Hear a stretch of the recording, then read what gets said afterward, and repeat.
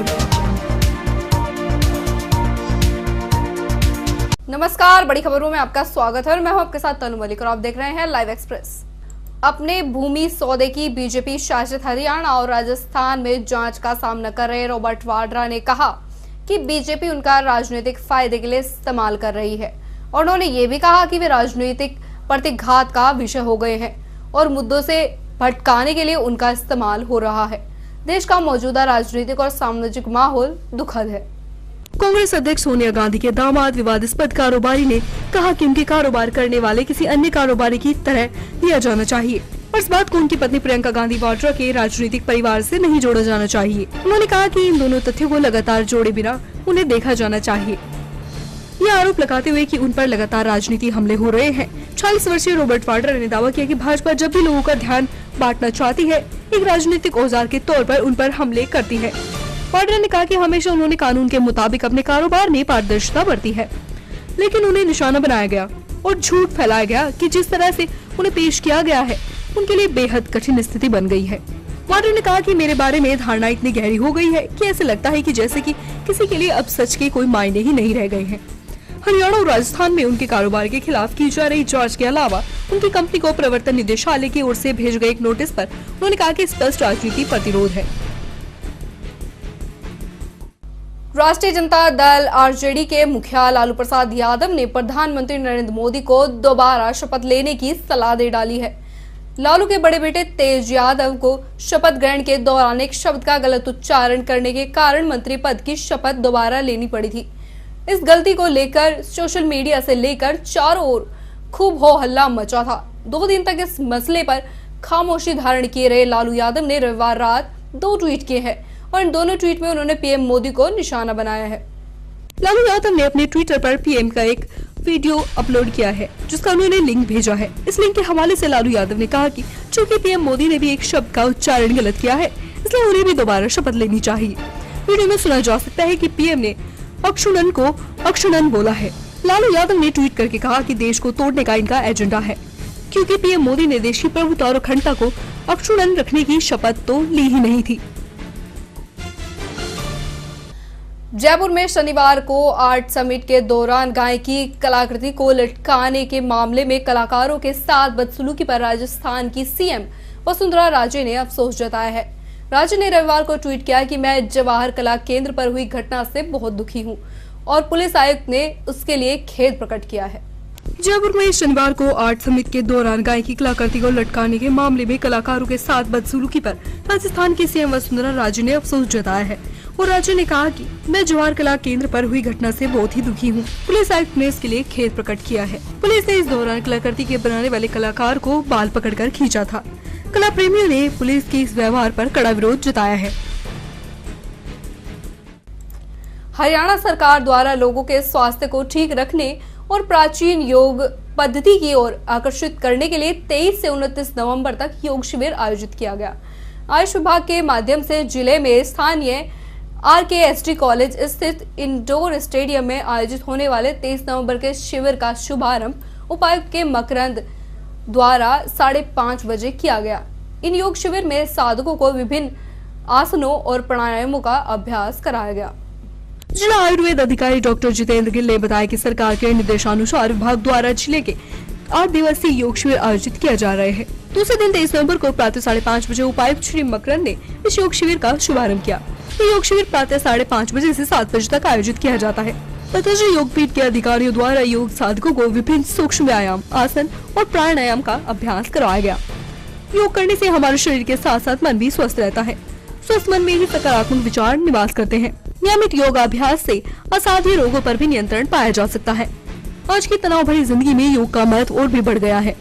योगासन और प्राणायाम से शरीर तरोताजा महसूस करता है। इस मौके पर आयुष विभाग के संबंधित अधिकारी, पतंजलि योगपीठ के पदाधिकारी एवं योग साधक मौजूद रहे। इस शिविर के बाद उपायुक्त के मकरंद ने साइकिल क्लब में मेंबरों के साथ अपनी साइकिल को लेकर सैर पर निकल गए। योग हमारे जीवन में एक अच्छी लाइफस्टाइल और एक स्वस्थ जीवन लाने का हमारी पुरानी संस्कृति में दिया हुआ बड़ा ही अच्छा एक उपचार है और इससे जो भी आजकल बीमारियां हैं, जो भी हमारे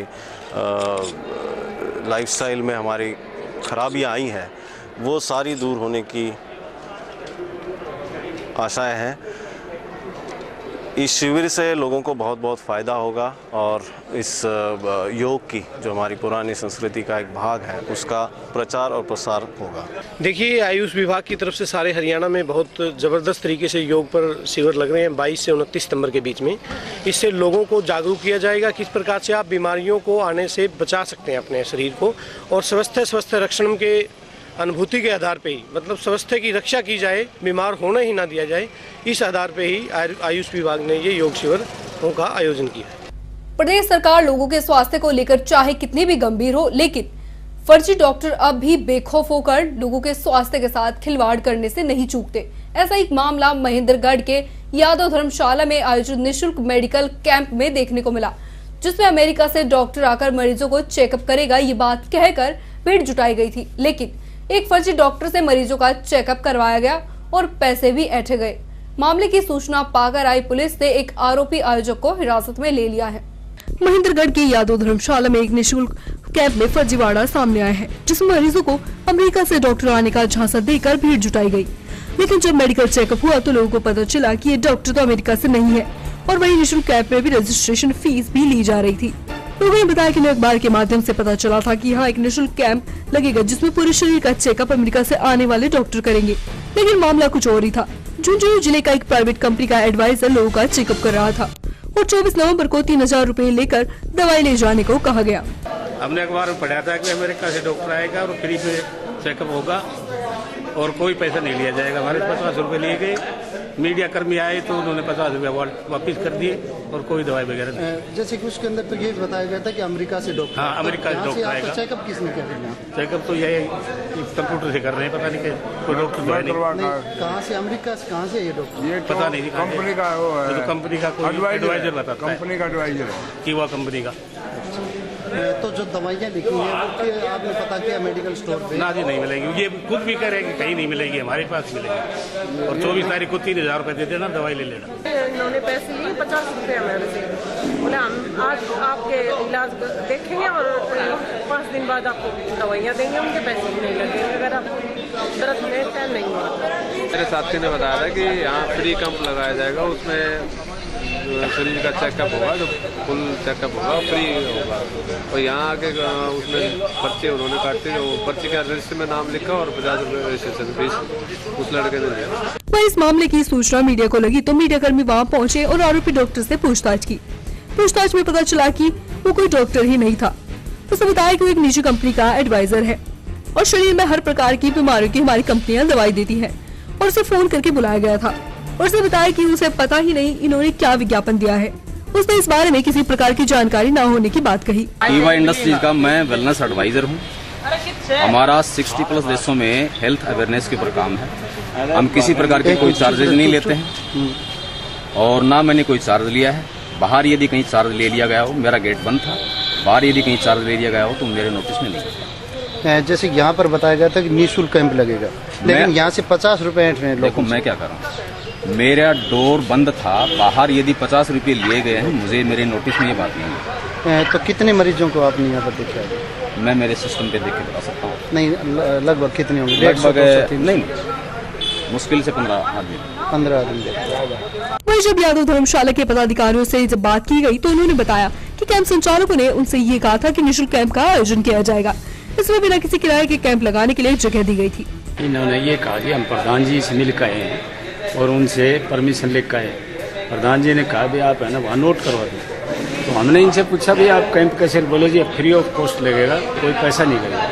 तो बीपी साहब भी बैठे थे और हम ये ताश भी खेल रहे थे, हम बैठे थे कहीं। मगर भाई फ्री ऑफ कॉस्ट लगाते तो हम आपसे कुछ नहीं लेंगे, इतनी बात है।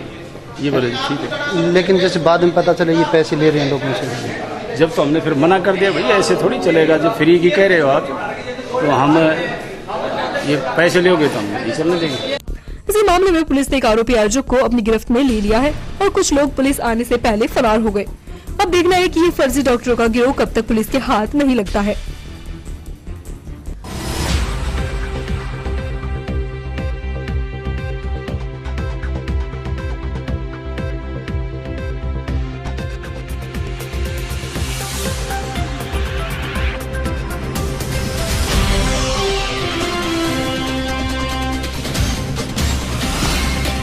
ये है लाइव न्यूज नेटवर्क और आप देख रहे हैं लाइव एक्सप्रेस 24/7 ऑनलाइन चैनल।